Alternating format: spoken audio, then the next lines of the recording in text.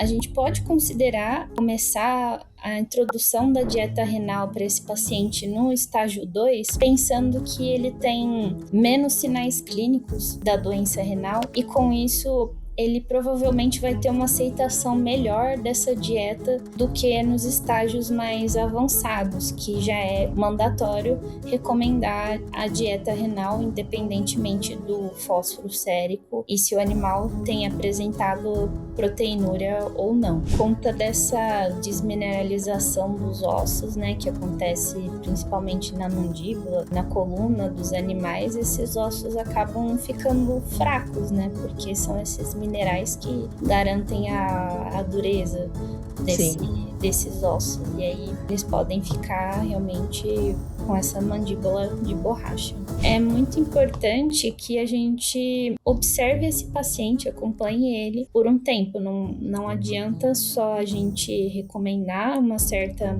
quantidade de calorias com base nisso. Se o animal, por exemplo, ele tá muito magro, ele tá precisando ganhar peso, né?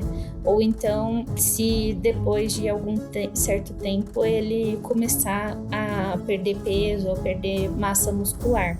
Então, isso tem que ser adequado para cada paciente.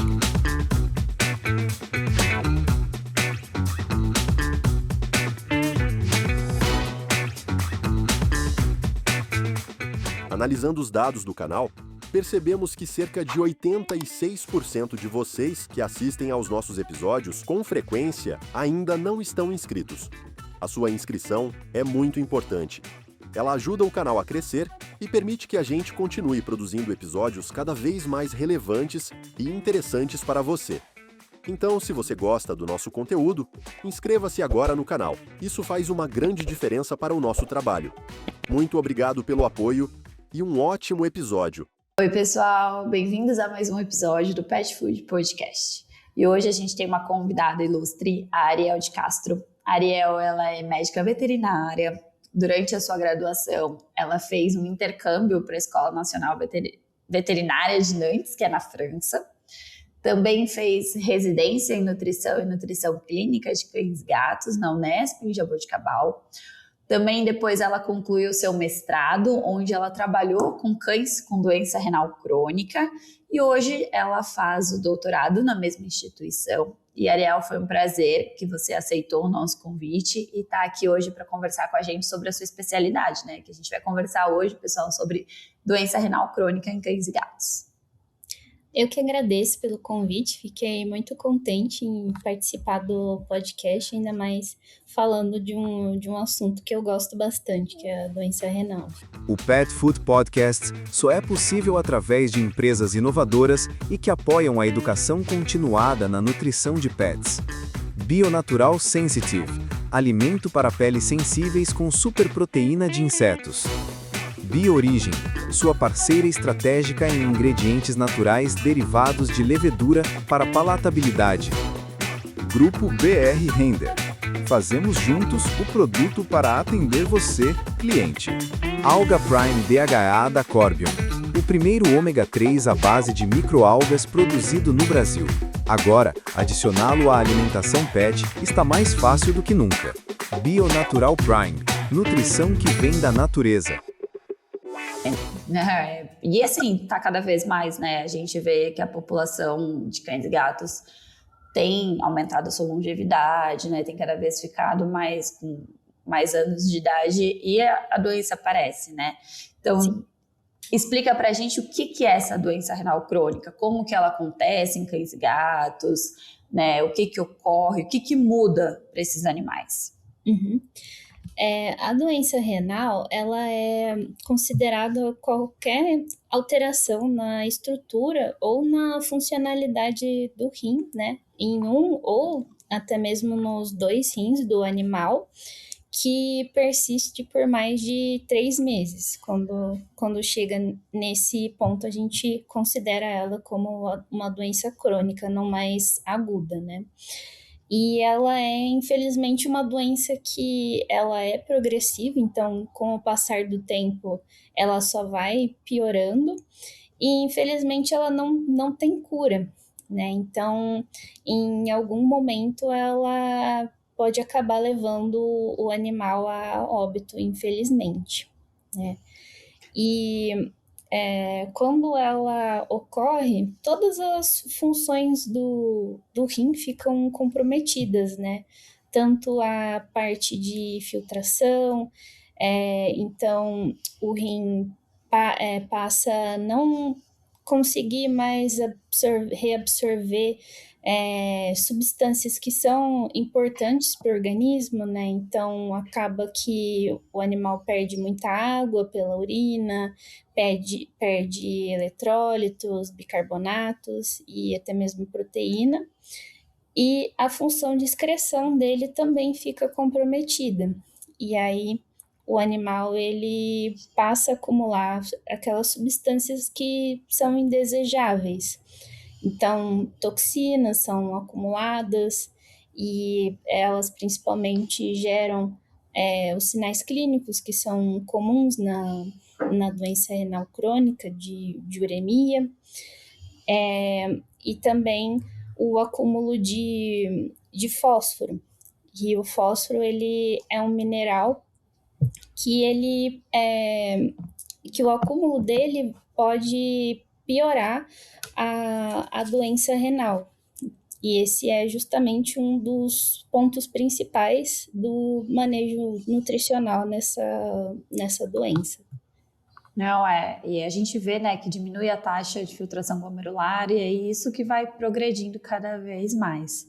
E justamente você falando da nutrição agora, explica pra gente, já que essa é sua especialidade, né, o porquê que a nutrição é tão importante, qual que é o objetivo dela, como que ela pode ajudar. Você disse que não tem tratamento, né, mas o que ela faz então, a nutrição? A doença renal, como eu comentei, ela não tem cura, né? Então, a dieta, ela vem para a gente tentar reduzir essas toxinas que estão sendo acumuladas pelo organismo, né?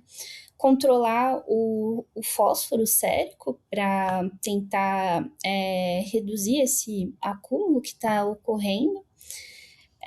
Ela também ajuda a melhorar os sinais clínicos da uremia, manter a massa muscular desses animais, porque é comum que eles acabem tendo caquexia por conta da doença, e também prevenir a desnutrição. Então, o papel da nutrição, assim, nessa doença, se eu puder resumir, assim, em uma frase, é retardar essa progressão da doença, porque, infelizmente, ela vai progredir, mas a gente consegue desacelerar, né, a velocidade dessa progressão e também melhorar a qualidade de vida desses animais. Perfeito. E assim, se você tivesse que classificar para a gente alguns pontos chaves dessa dieta, né, desse perfil nutricional, o que diferencia essa dieta renal, essa alimentação específica de uma dieta comum, né, de manutenção para um cão adulto? O principal ponto dela é a restrição do fósforo. Então, ela é uma dieta que ela tem concentrações de fósforo até abaixo das recomendações mínimas para animais saudáveis. E com isso ajuda a gente a controlar, né, esse acúmulo, a evitar o hiperparatiroidismo secundário renal. A proteína dela é moderadamente reduzida, porque essa proteína ela está muito relacionada com aquela produção de toxinas que não estão conseguindo ser eliminadas adequadamente. E, além disso, a proteína ela é também uma fonte de fósforo na dieta, apesar de não ser a única. E também para ajudar no controle da proteinúria. Só que, além da quantidade reduzida, é importante também que essa proteína da dieta ela tenha uma alta qualidade e uma alta digestibilidade, para que a gente consiga reduzir ela em uma quantidade buscando esses benefícios, mas que o animal continue sendo adequadamente nutrido, tem uma nutrição proteica adequada. Além disso, essas dietas elas têm uma alta densidade energética, né? Elas têm bastante energia.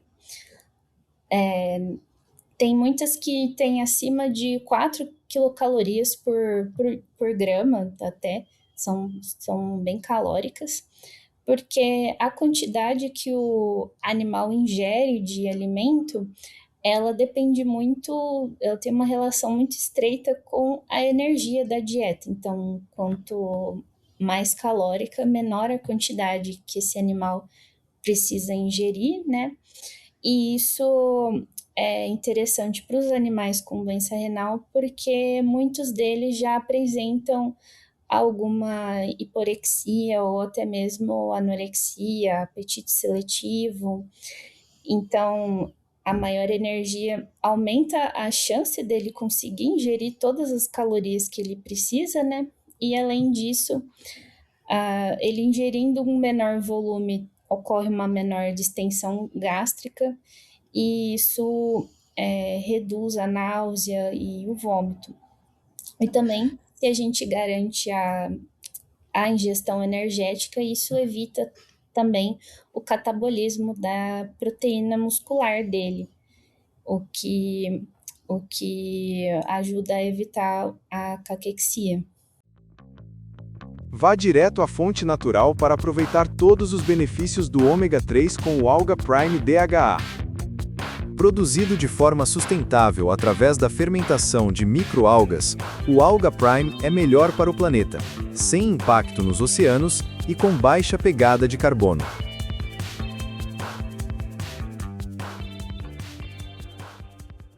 Aí você falou de um ponto bem importante, né, da proteína, porque ela tem que ser mais digestível, de boa qualidade, mas também tem que ser uma fonte que tenha menos fósforo, né? Bem por isso, porque as empresas acabam usando a estratégia de usar uma fonte vegetal, né, em algumas dietas, pensando que na animal, né, pode ter mais fósforo também. Uhum. Então essa é uma estratégia bem interessante dos perfis, né, das dietas renais específicas, para que elas ajudem a diminuir essa quantidade de fósforo da dieta, né? Sim. E aí, pensando especificamente nesse doente renal crônico, a gente já sabe que existe uma classificação, né? Que é a IRIS, que é uma organização, né, mundial renal, né? Isso. Ela determina que estágio aquele paciente está, e isso a gente encontra na internet, nos guias.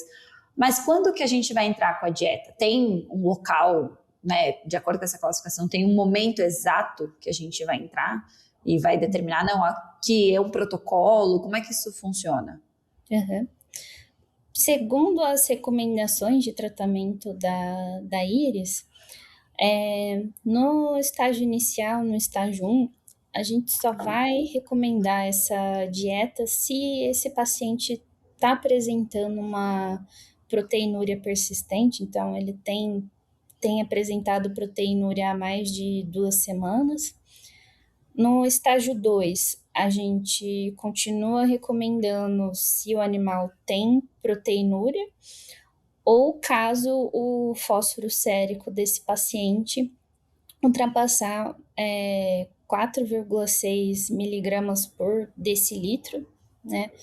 Mas a gente pode considerar já começar a introdução da dieta renal para esse paciente no estágio 2, pensando que ele tem menos sinais clínicos da doença renal, e com isso ele provavelmente vai ter uma aceitação melhor dessa dieta do que nos estágios mais avançados, que já é mandatório recomendar a dieta renal independentemente do fósforo sérico e se o animal tem apresentado proteinúria ou não. E aí você comentou desse fósforo, né, do fósforo sérico. A gente fala muito de fósforo para o doente renal crônico, né, mas Por que ele é tão crítico? O que muda nesse paciente? Uhum.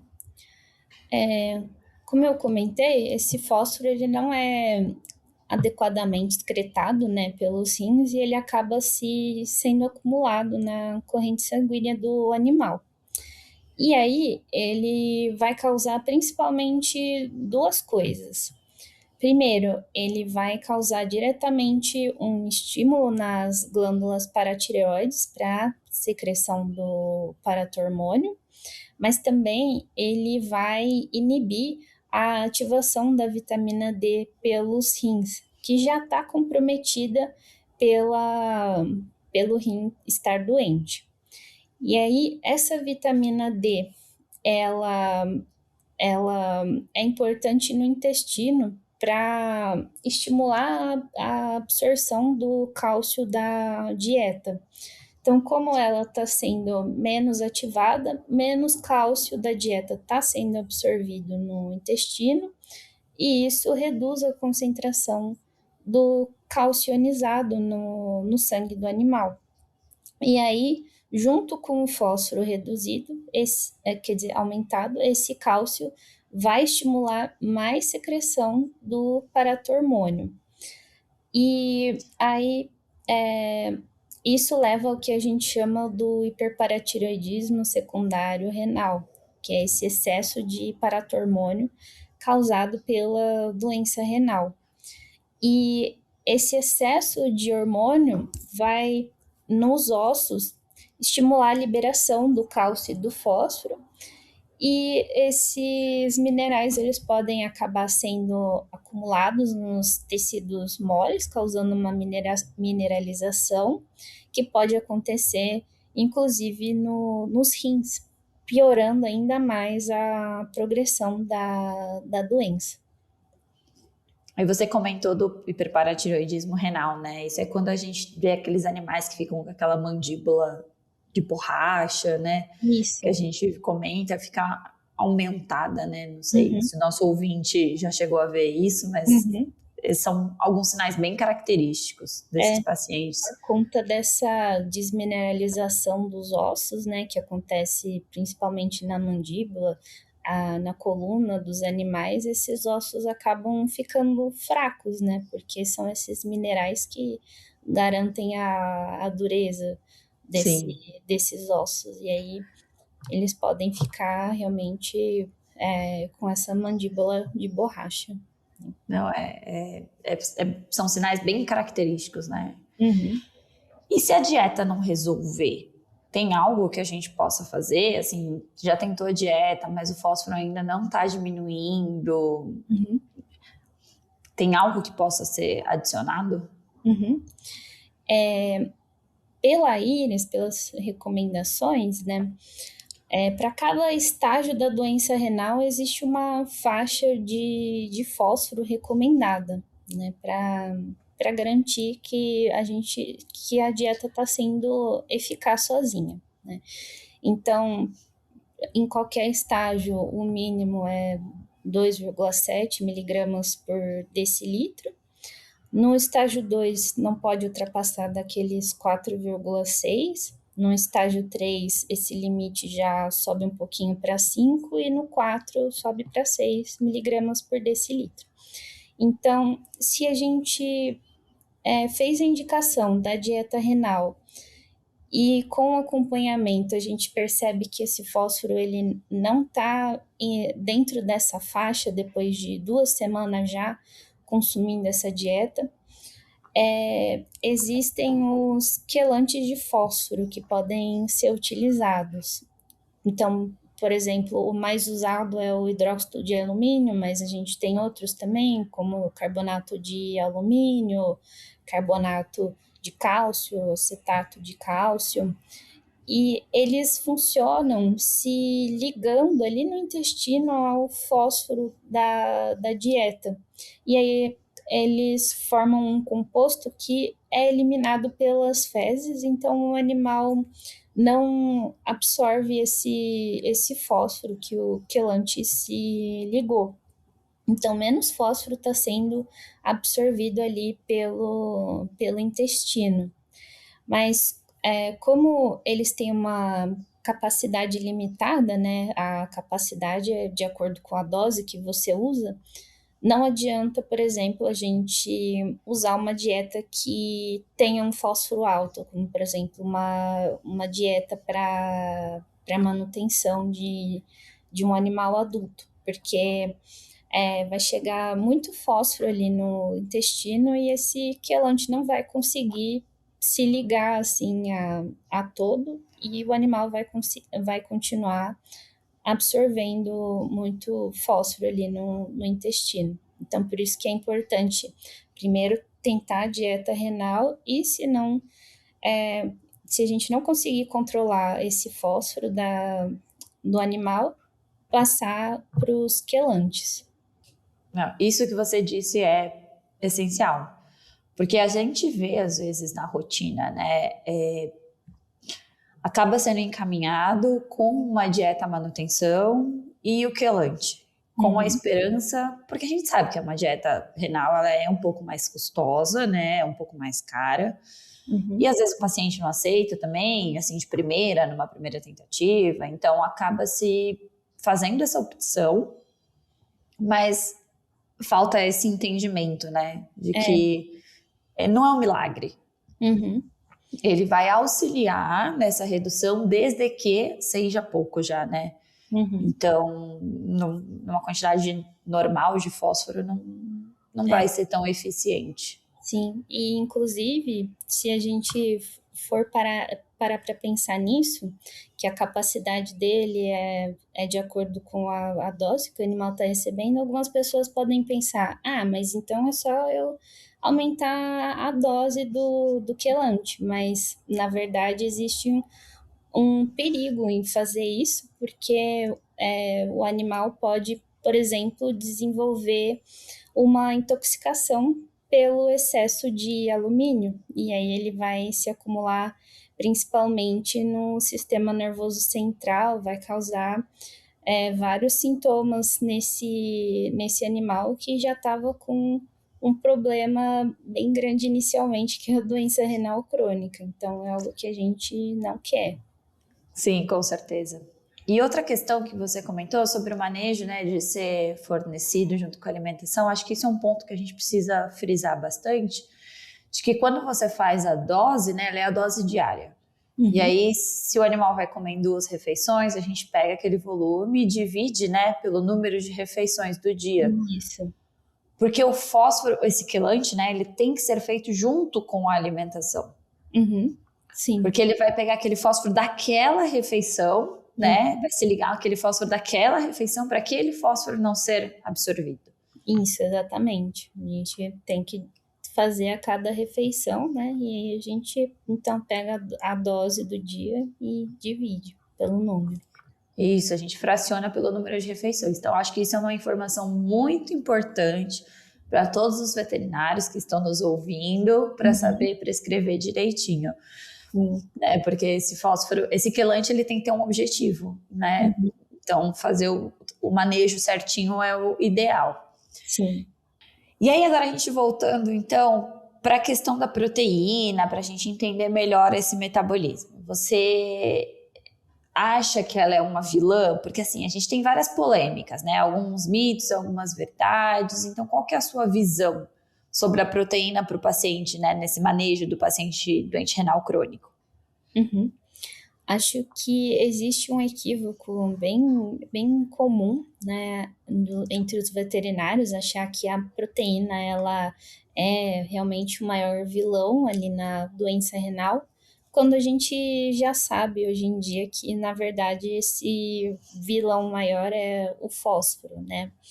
Então, na dieta renal, a gente busca reduzir essa quantidade de proteína, pensando principalmente em reduzir a produção, né, daquelas toxinas urêmicas, a ureia principalmente, porque são elas que causam todos aqueles sinais clínicos adversos nos animais.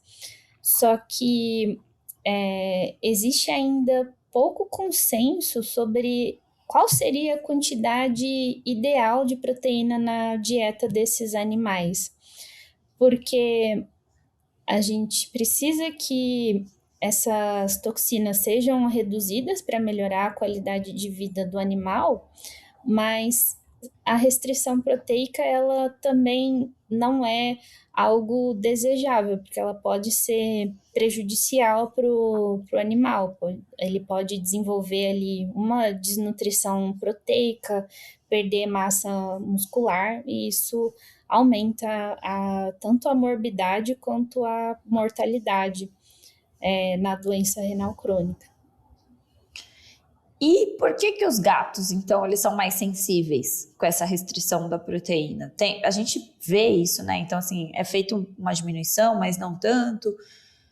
Por que tem essa diferença com o metabolismo dos gatos?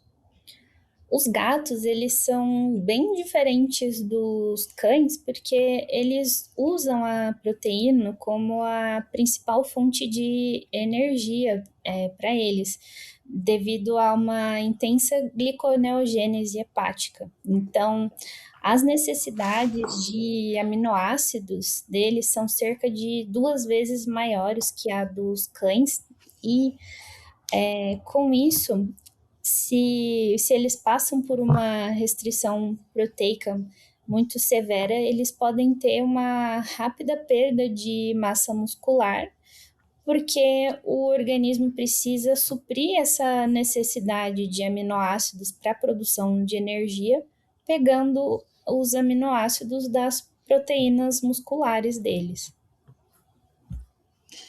E mudando um pouquinho agora, né, a gente já falou do fósforo, já falou da proteína, já falou especificamente do gato, que ele, né, é gliconeogênico, ele usa essa proteína com mais intensidade. A gente vê algo que acontece muito na clínica, esses pacientes chegarem pra gente com perda de apetite. Uhum. Né, eles acabam não aceitando o alimento. E por que isso acontece? Tem uma explicação? Uhum. São justamente aquelas toxinas urêmicas que eu comentei, né? Elas vão afetar ali vários sistemas do organismo, mas o que a gente vê principalmente, assim, de sinais clínicos é o sistema digestório. Então, elas vão causar ali anorexia, náuseas, vômitos, podem causar até mesmo úlceras orais. Em alguns pacientes, a gente pode acabar até observando necrose, principalmente da ponta da língua desses animais. Pode causar também uma enterocolite. E aí tudo isso vai levar, né, à redução da ingestão alimentar, né, e também colabora para a perda de peso desses animais.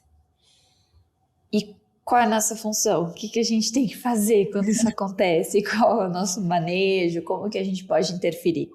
Uhum. Existem várias estratégias para a gente tentar contornar essa perda de apetite, né? Dependendo da severidade dela.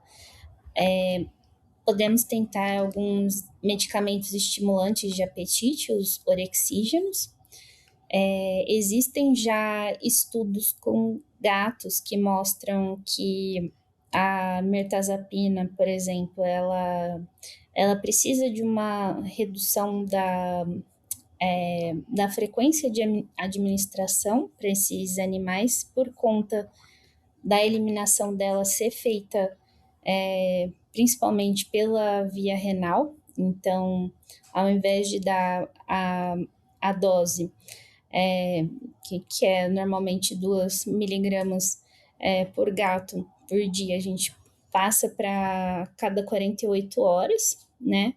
Mas também existe já hoje no mercado brasileiro, por exemplo, a capromorelina, que ela tem uma maior eliminação pela via hepática, então ela é mais segura na doença renal, tanto para cães quanto para gatos, né? E No caso dos cães, a gente não tem estudos assim com a mirtazapina, por exemplo, que nem dos gatos, mas a gente pode fazer uma extrapolação, né? Usar a dose que normalmente é utilizada para os cães, só que ao invés de ser administrada uma vez por dia, a gente passar para cada 48 horas, por exemplo, pode ser assim uma saída para a gente evitar, né, que esse medicamento cause algum prejuízo para o animal. Mas, além disso, somado ao uso de orexígenos, podemos tentar também aumentar a palatabilidade dessa dieta, acrescentando alguns palatabilizantes, como alimentos úmidos, umedecer essa ração com água morna, por exemplo. É importante também a gente não esquecer de tratar a náusea e o vômito desses animais, se eles estiverem apresentando esses sintomas, que são principalmente o que causam, né, essa redução do apetite. E corrigir também a acidose metabólica. Mas se mesmo com todas essas tentativas o animal continuar ingerindo pouco alimento ou nada, é importante que se considere o uso das sondas alimentares, né? Como é uma doença crônica que o animal ele não vai ser curado, né? Normalmente o indicado seriam as sondas esofágicas, porque elas podem ser utilizadas por mais tempo, mas se o animal ele não tá estável, a gente pode optar pelo uso das sondas nasoesofágicas até que eles tenham uma melhora desse quadro e possam passar por uma cirurgia para ser colocada a sonda esofágica. Não, perfeito. Todos esses manejos, estratégias, né, devem ser ponderados passo a passo. Tomar muito cuidado, né, com esses estimulantes de apetite, né? Eu particularmente sou fã deles, mas a gente tem que sempre ter uma cautela, né? Quando exatamente entrar com eles, não...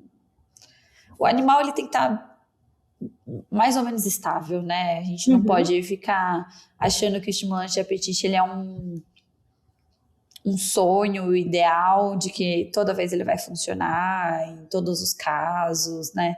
Então é sempre importante a gente ter esse bom senso no uso desses fármacos, né? E aí você comentou bastante, né, no uso da dieta. Eu acho que uma questão importante também da gente levantar é que muitas vezes essas dietas não são tão palatáveis, né? E aí é onde a função do nutrólogo, do nutricionista, ela entra bastante, porque chega a ser necessário muitas vezes o uso de dietas caseiras, que devem ser completas, balanceadas, né? Não pode negligenciar o uso do suplemento, então acaba sendo um pouco mais palatável. A gente tem a possibilidade de manejar melhor, né, esses ingredientes. Às vezes o animal não aceita um, a gente pode mudar para outro, né? Acaba mudando essas proporções, proporcional, né? Acaba mudando de forma equilibrada todos esses nutrientes.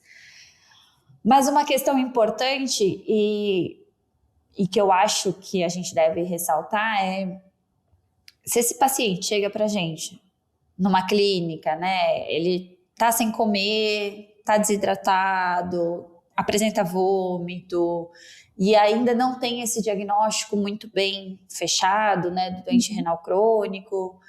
E aí vai fazer essa estabilização e, né, o diagnóstico exato. Aí digamos que ele está no estágio 3, né, que já é recomendado o uso da dieta. Quando deve-se entrar com essa dieta? Imediatamente? Né? Tem alguma cautela quanto a isso? Qual que é a sua recomendação?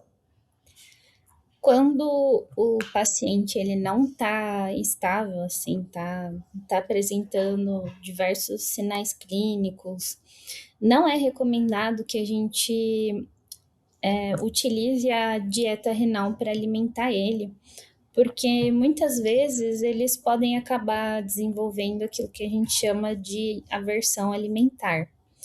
Ele não vai aceitar essa dieta, mesmo depois que ele tiver uma melhora do quadro dele. E a gente não quer isso, porque a gente não tem tantas opções de dietas assim no mercado. Então, nesses casos, o recomendado é que a gente utilize alguma dieta que ela tenha quantidades reduzidas, né, de fósforo e proteína, para a gente também não piorar a doença dele. Mas também existe a opção de utilizar as dietas caseiras, como você comentou, né? E lembrar sempre que para ser feita a dieta caseira para esses animais, é importante que a gente utilize o suplemento adequado, né? Existem no mercado os suplementos que têm já restrição de fósforo, né? Para que a gente, da mesma forma que com a dieta comercial, a gente consiga, né, retardar a progressão da doença desse animal. E aí é importante também ter o cuidado na escolha da proteína, como você comentou. Existem proteínas que têm uma maior ou menor relação do fósforo e proteína, ou fósforo e aminoácidos, né? E se for uma dieta que o animal ele vai continuar bastante tempo, por exemplo, pode ser feita também a suplementação de alguns aminoácidos nessa dieta, porque assim a gente consegue também reduzir a quantidade da fonte proteica na dieta caseira desse animal. Perfeito. Nossa, sua colocação foi ótima. Perfeito. Você comentou logo lá no começo sobre a densidade energética da dieta, que aí faz com que o animal coma menos. Tem já algum estudo? Você estudou isso? Como é que funciona essa parte da necessidade energética desse animal? Né? A gente precisa dar uma dieta com menos calorias, porque ele vai, quer dizer, com mais calorias para ele ingerir menos. Mas muda, ele está precisando de mais? Tem algo que a gente já saiba, né? Porque existem doenças que a gente sabe que tem uma necessidade energética maior. E na doença renal crônica, como é que funciona? No meu estudo de mestrado, eu avaliei, sim, o gasto energético desses animais com essa doença. E existe um outro estudo que também avaliou e chegou na mesma conclusão do meu. Esses animais, eles não tiveram um aumento da sua necessidade energética em comparação a cães de manutenção, por exemplo. A necessidade dos cães do meu estudo, ela foi bem próxima das 95 quilocalorias por quilo de peso metabólico, que é o que a gente costuma recomendar para cães em manutenção. Porém, é muito importante que a gente observe esse paciente, acompanhe ele por um tempo. Não adianta só a gente recomendar uma certa quantidade de calorias com base nisso. Se o animal, por exemplo, ele tá muito magro, ele tá precisando ganhar peso, né?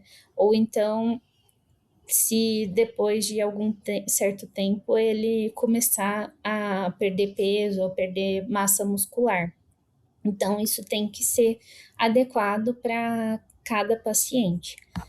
Para gatos, a gente ainda não tem, pelo menos eu não conheço nenhum estudo que tenha avaliado isso ainda, Então a gente acaba extrapolando isso dos cães, né? Usar as equações que a gente recomenda para gatos em manutenção, adequando para cada necessidade de cada paciente.